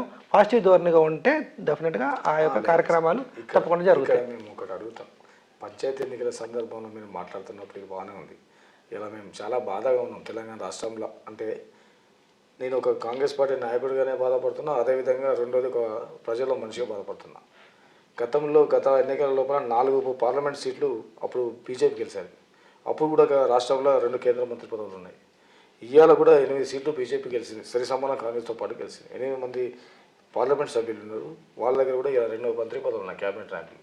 కానీ ఒక్క క్యాబినెట్ ర్యాంక్ ఒక్క మంత్రి కూడా రాష్ట్ర ప్రభుత్వానికి సంబంధించిన నిధులు రాబట్టడంలో కానీ, ప్రాజెక్టులు రాబట్టడంలో కానీ, లేకపోతే ఇండస్ట్రియల్స్ తీసుకురావడంలో కానీ ఎక్కడ కూడా తెలంగాణ ప్రభుత్వానికి వాళ్ళు ప్రపోజల్స్కి వాళ్ళు కనీసానికి సహాయశాఖ అందించట్లేదు ఒకటి. అదే కాకుండా ఇలా కేవలం వాళ్ళ పార్టీ నిర్మాణానికి తర్వాత వారికి ఉన్నటువంటి ఇలా ప్రజల్లో ఉన్నటువంటి మనోభావాలు దెబ్బతీసేటువంటి ప్రయత్నం ఒక కేంద్రంలో ఉన్నటువంటి హోంశాఖ మంత్రి వారిలో మాట్లాడుతున్నారు తప్ప అభివృద్ధి దిశగా మాట్లాడలేదు. వాళ్ళు గతంలో 5 సంవత్సరాలు పార్లమెంట్ సభ్యులు చేశారు. ఇప్పుడు 5 సంవత్సరాలు ఈ 2 సంవత్సరాల నుండి వారు మంత్రిగా ఉన్నారు. మేము ఒకటే అంటున్నాం, ఆ మంత్రి గారు చాలాసార్లు మన జిల్లాలో కూడా పర్యటించారు. వాళ్ళు పర్యటించినప్పుడు వ్యక్తి మధ్యలో ద్వేషాలు పెంచేటువంటి ప్రకటనలు చేసింది తప్ప ఈ సింగరేణి కోల్బెల్ట్ ప్రాంతాల్లో ఇలా ఇండస్ట్రీస్ తెస్తాం, లేకపోతే ఒక ఎంప్లాయ్మెంట్ సృష్టిస్తాం, లేకపోతే ఒక రైల్వేకి సంబంధించిన ఒక ప్రాజెక్టు తెస్తాం అని ఎక్కడ కూడా వాళ్ళు ప్రకటించారు. ఇలా మేము చాలా బాధపడుతున్నాం. అంటే బీజేపీ ఎంపీలను చూసి బాధతో పాటు సిగ్గు కూడా పడుతున్నాం. వాళ్ళు ఇలా కేంద్రంలో అడగలేనటువంటి పరిస్థితి, వాళ్ళు అడగలేనటువంటి దుస్థితిలో ఉన్నారు. ఇలా మొన్నటికి మనం ఒకటి గొప్పగా చెప్పుకోవాలి. మా పార్లమెంట్ సభ్యులు Ramagundam to Manuguru railway line sanction చేయించింది. చాలా గొప్ప చెప్పుకుంటాం మా యువకులు పార్లమెంట్ సభ్యులు వంశీ గారు మొన్న వాళ్ళు శాంక్షన్ చేశారు. ఇలా అలాంటిది ఇలా మన దగ్గర ఓసీలు వస్తున్నాయి. ఇలా రాను ఏదైతే బొగ్గు ఉత్పత్తి జరుగుతుందో ఉత్పత్తి రాను ఇంకో 20 సంవత్సరాల తర్వాత ఈ ప్రాంతంలో ఇండస్ట్రియల్ ఉండేటువంటి పరిస్థితి లేదు. దానికి ఆల్టర్నేట్గా ఏదైనా ఇండస్ట్రియల్ తెచ్చేటువంటి ప్రయత్నం కేంద్ర ప్రభుత్వాన్ని వాళ్ళు చేయాల్సిన బాధ్యత ఉంది. కానీ వాళ్ళ బాధ్యత విస్మరించి ఏదో వ్యక్తిగత ఆరోపణలకు వాళ్ళ పార్టీ వివిధ పార్టీ స్ట్రెంథన్ చేసుకోవడం కోసము మనం ఉన్నటువంటి వ్యక్తుల మధ్య వ్యక్తిత్వ విభేదాలు సృష్టించే ప్రయత్నం చేస్తున్నారు. వాటిని మానుకొని తప్పకుండా మన ప్రాంతానికి యువత కోసం, మన విద్యా అభివృద్ధి కోసం వాళ్ళు ఒక స్థిరమైనటువంటి కార్యక్రమాలు చేపట్టి కేంద్ర ప్రభుత్వం తీసుకొస్తే బాగుంటుందని నా ఆలోచన. మీరంటే ఇందాక ఈ ఇప్పుడు మనుగూరు టు మంతిని లైన్ ఇట్లా రాముడు అంటూ వయా మంతిని లైన్ అయితే మాత్రం ఇంకా అభివృద్ధి జరిగే అవకాశాలు ఎందుకుంటాయి. ఇక్కడ కోల్ కారిడార్ ఏర్పడే అవకాశం ఉంటుంది. అదేనో గత ప్రభుత్వాల నుంచి కూడా అది వస్తూ ఉన్నాయి. మేము కూడా అనేది ఏంటంటే మీడియా నుంచి డిమాండ్ చేసేదంటే పార్టీలు తమ ఉనికిని కాపాడుకోవడం కోసమో తాము ఎగ్జిస్ట్ కావడం కోసమో ప్రజల్లో తాము ఉండాలనుకున్నప్పుడు రకరకాల వాళ్ళు ఏదైనా మాట్లాడవచ్చు. కానీ అభివృద్ధి విషయానికి వచ్చినట్టయితే తప్పకుండా నిధులు తేవాల్సిన అవసరం ఎమ్మెల్యే పైన ఉంటుంది, ఎంపీ పైన ఉంటుంది, రాష్ట్ర మంత్రి పైన ఉంటుంది, కేంద్ర మంత్రి పైన కూడా ఉంటుంది. అవి చేయాలనే మేము కూడా కోరుతా ఉన్నాం. ఆ రకంగా ప్రజలు కూడా ఒత్తిడి తీసుకురావాల్సినటువంటి అవసరం కూడా ఉండాలని చెప్తున్నాం. మా మీడియా కూడా తన బాధ్యతగా ఎవరైతే హామీలు ఇచ్చినటువంటి నాయకుడు హామీలు ఇవ్వలేదో తప్పకుండా వాటిని ప్రశ్నించాలి, గుర్తు చేయాల్సిన అవసరం కూడా ఉంటుంది. నేను ఒకటే మా బాధ అంటే మా రైతుల బాధ, ఈ ప్రాంతంలో ఉన్నటువంటి రైతాంగం బాధ ఏంటంటే ఇవాళ రామగుండం ఎరుమల కర్మాగారాన్ని మూతపట్టేటువంటి కర్మాగారాన్ని మాజీ పార్లమెంట్ సభ్యులు వివేక్ వెంకటస్వామి గారు అప్పుడున్నటువంటి మన్మోహన్ సింగ్తో కొట్లాడి తీసుకురావడం జరిగింది. అది పునరుద్ధరణకు వచ్చి ఏదైతే యూరియా ఎక్స్పోర్ట్ అయితే టైం లోపల దానికి సంబంధించినటువంటి మేజర్ ఆఫీస్ అంటే ఇక్కడ నుండి చేయాల్సిన అడ్మినిస్ట్రేషన్ ఆఫీస్ తీసుకుపోయి ఎక్కడో లక్నోలో ఉన్నటువంటి ఆఫీస్ పెట్టి ఆ నుండి ఆపరేటింగ్ చేయడం వల్ల ఇక్కడ రామగుండంలో మనకి ఎప్పుడైతే రైతులకు యూరియా అవసరం పడుతుందో అవసరం సమయం లోపల అది ఏదో ఒక టెక్నికల్ ప్రాబ్లంతో మూతేస్తాను. దానివల్ల ఏమవుతుందంటే ఇక్కడ రైతులకు యూరియా అందుబాటులోకి రావట్లేదు. అదే దాన్ని ఇక్కడనే హెడ్ ఆఫీస్ని ఇక్కడ చేసినట్టయితే ఇక్కడ ఉత్పత్తిని పెంచుకొని మన తెలంగాణ ప్రాంతంతో పాటు చుట్టుపక్కల రాష్ట్రాలకు మనము రైతాంగానికి యూరియా సప్లై చేయగలుగుతాం కదా. దీని మీద ఇక్కడటువంటి పక్కపట్టి ఉన్నటువంటి పార్లమెంట్ సభ్యులు సంజయ్ గారు కానివ్వండి, ఇటు ఉన్నటువంటి నాగేష్ గారు కానివ్వండి, వీళ్ళు ఎందుకు దృష్టి మళ్లిస్తలేరు, ఎందుకు ఈ ప్రాంత రైతాంగం కోసం కొట్లాడతలేరు? ఎప్పుడైనా రైతులకు యూరియా సమస్య రాగానే రాష్ట్ర ప్రభుత్వం అందించట్లేదు, లేకపోతే కొట్లాడుకుంటున్నారు, చెప్పులు లైన్లో పెడుతున్నా అని చెప్పేసి ప్రకటన పడుతున్నాను కదా. వాళ్ళకి నేను సూటికి ఒకటే అడుగుతున్నా మీ ద్వారా, ఏంది ప్రజలకు ఏది అవసరమో దాన్ని మీరు చేయండి. రాజకీయ వ్యత్యాసాలు అనేటివి ఉంటాయి, దాని మీద మీరు చేసే టైంలో చేయండి. కానీ ప్రజలకు అందుబాటు సమస్య ఉంది. ఇప్పుడు మళ్ళీ యాసంగి పంట స్టార్ట్ అయిందండి, యూరియా అవసరము. ఇప్పుడు ఆ ఇండస్ట్రియల్ అక్కడ ఉత్పత్తి లేదు, దాని మీద ఆ దృష్టి పెట్టమని అడుగుతున్నాం. రామగుండంలో అంతర్జాతీయ ఎయిర్పోర్ట్ అయినట్టుంటే మనం ఇక్కడ ఈ ప్రాంతం అంతా కొంత ఇండస్ట్రియల్ ఎంప్లాయ్మెంట్ కూడా దానిపైన దృష్టి పెట్టాలి. అంటే నేను అంటే ప్రతిపక్ష పార్టీ నాయకులు కొంత కొన్ని ఆరోపణలు చేస్తున్నారు, జస్ట్ వీళ్ళు కావాలని జస్ట్ విద్య పత్రాలు ఇవ్వడం ఇట్లాంటివి చేస్తున్నారు అని చెప్పి కొన్ని కామెంట్స్ చేస్తున్నారు. దాన్ని మీరే చెప్తారు? నేను అదే చెప్తున్నా, కామెంట్ చేయడం కాదు, మేము సీరియస్గా లాస్ట్ సెక్షన్స్లో పార్లమెంట్లో మేము ఫైట్ చేసినాం. అప్పుడు ఆ రోజు ఎయిర్ ఫోర్స్ అథారిటీ వాళ్ళు వచ్చిండ్రు, సర్వే చేసిండ్రు, కొండలు ఉన్నాయి, ఇక్కడ ప్రాజెక్ట్ చేయలేమని చెప్పేసి వాళ్ళు రిఫ్యూజ్ చేసినప్పుడు వెంటనే స్పందించినటువంటి మా పార్లమెంట్ సభ్యులు వంశీ గారు ఏదైతే పౌర కళ్యాణ శాఖ మంత్రి ఎవరైతే ఉన్నారో ఎర్రమనాయుడు దగ్గరికి పోవడం జరిగింది. ఎర్రమనాయుడు పుత్రుడు గారి వాళ్ళ దగ్గరికి పోయి మళ్ళీ దాన్ని ఫైల్ ఓపెన్ చేయించి మళ్ళీ సర్వే చేయించడం జరిగింది. సర్వే ఓకే అయింది. దానిలో మాట్లాడాలి, మేము వినతి పత్రాలు తీయాలి. ఇలా మీరు అదే చూడండి, వందే భారత్ ట్రైన్ కోసం మేము కొట్లాడినాం. మా మంత్రివర్యులు వివేక్ వెంకటస్వామి గారు, మా వంశీకృష్ణ గారు ఇద్దరు ఢిల్లీ వెళ్ళు, రైల్వే శాఖ మంత్రి కలిసిళ్ళు, రిప్రజెంటేషన్ ఇచ్చిళ్ళు, దాని మీద తీసుకొచ్చి వందే భారత్ ఆపినాం. ఇలా అయ్యప్పల సీజన్, ఇలా కేరళ పోయేటువంటి ఎవరైతే భక్తులు ఉన్నారో అయ్యప్ప భక్తుల కోసం మేము కేరళ ఎక్స్ప్రెస్ ఆపించినాం. అంటే మేము చేస్తున్నాం, రిప్రజెంటేషన్ కాదు, మేము వర్క్లో పడుతున్నాం, వర్క్ను దాన్ని కంటిన్యూ చేస్తున్నాం. ఇలా గతంలో చెప్పినటువంటి బాలక సుమన్ గారు ఇలా మేము జోడు వాళ్ళకన్నా ప్రాజెక్ట్ కడుతున్నాం, ₹1,00,00,000 చేస్తున్నాం, అయిపోయింది అన్నారు. కానీ ఆయన ఎక్కడ తెలియక ఫైల్ కూడా జరపలేదు. మా పార్లమెంట్ సభ్యులు ఏదైతే నితిన్ గడ్కరీ దగ్గర పోయిండు, ఫైల్ మూవ్ చేసిండు. ఫైల్ మూవ్ చేసిన తర్వాత మరమ్మతుల కోసం ₹1,10,00,000. అదే కాకుండా జోడువాడుగుల డిపిఆర్ తయారు చేసి అలా ₹100 కోట్ల డిపిఆర్ తయారైంది. రానున్నటువంటి 2-3 నెలల లోపల పూర్తిగా వర్క్ స్టార్ట్ అవుతుంది. అది ఒక 6 నెలల లోపల అందుబాటులో వస్తాయి. మేము పనిచేసే దిశగా ప్రయత్నం చేస్తున్నాం. ఏదో షోప్టాకు పేపర్లు ఇచ్చో లేకపోతే ప్రకటనలు చేసే అటువంటి మనస్తత్వం కాదు. మా పార్లమెంటు సభ్యుల కుటుంబానికి ఒక చరిత్ర ఉంది, ప్రజల మధ్యలో ఉన్నారు, ప్రజల కోసం పనిచేసే వాళ్ళు అది చేస్తారు. నేను అదే టైంలో నేను ఏమడుగుతున్నానంటే, కింది స్థాయికి వచ్చినట్టు బండి సంజయ్ గారు ఎన్నికల సమయం వచ్చినప్పుడు వ్యక్తిత్వాలలో విద్వేషాలు రెచ్చగొడుతున్నారు తప్ప అభివృద్ధి దిశగా ఎందుకు మాట్లాడుతున్నారు అంటున్నాయి. ఇవాళ నీకు ఎలక్షన్స్ అయిపోయినాయి, మొన్న బీహార్ ఎలక్షన్స్ అయినాయి. బీహార్ ఎలక్షన్స్ ముందర ఇష్టారాజ్యంగా మాట్లాడదు. బీహార్ ఎలక్షన్ అయిపోయి ఇప్పుడు 3 నెలలు అవుతుంది, మ్యాక్సిమం 2 నెలలు అవుతుంది. 2 నెలలు అదైపోయింది. ఈ 2 నెలల్లో ఈ అభివృద్ధి దిశగా నువ్వు ఎందుకు ఒక ప్రకటన చేయలేకపోతున్నావు, ఎందుకు మాట్లాడుతున్నావు అంటున్నాను. నేను వేరే విధంగా మేము వ్యక్తిగతంగా అనట్లేదు. అట్లనే సేమ్ చూసుకుంటూ పోతే స్థానికంగా ఉన్నటువంటి బీజేపీ నాయకులు మొన్న తాండూరు ఏరియాలో ఒక విలేకరుల సమావేశంలో ఒకటి మాట్లాడారు. ఏమనంటే కాంగ్రెస్ పార్టీ ఎమ్మెల్యేలు కనబడతలేరు, అసలు ప్రజలకు అందుబాటులో ఉంటారు. అసలు వాళ్ళు ఒక్కసారి ఆత్మవిమర్శ చేసుకోవాలి. కాంగ్రెస్ పార్టీ ఎమ్మెల్యేలు నెలల ఎన్ని రోజులు నిజవర్గాలు ఉంటారు, ఏ మండలం ఎదుగుతారు, ఏ ప్రజలతో సత్సంబంధాలు కలిగి ఉంటారు అన్నది వాళ్ళు ఒక్కసారి లెక్కలు వేసుకొని బెరుజు చేస్తే మేము బహిరంగ చర్చకైనా వచ్చి మాట్లాడతాం. ఒక్క మంచాల విషయానికి వస్తే ఇక్కడ ఎమ్మెల్యే గారు చాలా ఫాస్ట్గా అభివృద్ధి కార్యక్రమాలు చేసిండు. ఇలా ఇంటిగ్రేటెడ్ స్కూల్ తీసుకొచ్చిండు, ఇలా స్కూల్ బిల్డింగ్స్ మరమ్మతులు తెచ్చిండు. ఇలా రీతిలో సౌత్ ఇండియాలో ఒక వైకుంఠధామం పోతే అది శ్మశాన వాటికి అనిపేది, ఒక పిక్నిక్ స్పాట్ లెక్క తయారు చేశారు. అది ఇలా రోడ్డు వైడింగ్ కార్యక్రమాలు చేపట్టారు. ఇలా హాస్పిటల్ చేశారు. ఇలా తర్వాత మాతా శిశు కేంద్రాన్ని. అంటే సుమారుగా మంచాల ఎమ్మెల్యే గారు ఈ 2 సంవత్సరాల లోపల సుమారుగా నాకు తెలిసి ఒక 1500 నుండి 3000 కోట్ల రూపాయల బడ్జెట్ తీసుకొచ్చి ఇక్కడికి. వాళ్ళు చెప్పానండి, వాళ్ళు ఇలా కేంద్రంలో ఉన్నారు కదా, ఒక్క 100 కోట్లు మేము ఈ ప్రాంత డెవలప్మెంట్ కోసం మా కేంద్ర ప్రభుత్వం తెచ్చినా చెప్పండి. చెప్పలేదు. కేవలం వాళ్ళ సమయాన్ని మేము ఉన్నామని తూతుమతం అనిపించుకోవడం కోసం తప్ప అభివృద్ధి కోసం లేదు. ఈ పంచాయతీ ఎన్నికల్లో మాకు ప్రజలు ఆదరించిండు. వారి ఆదరించేటువంటి నాయకత్వాన్ని మేము స్వీకరిస్తూనే మా రాష్ట్ర ప్రభుత్వం ద్వారా వచ్చే పథకాలు వాళ్ళకి అందజేయ విధంగా ప్రయత్నం చేస్తాం. మేము మొన్న ఎన్నికల సమయంలో ప్రతి ఏరియాలో కూడా మేము వాగ్దానం చేస్తాం.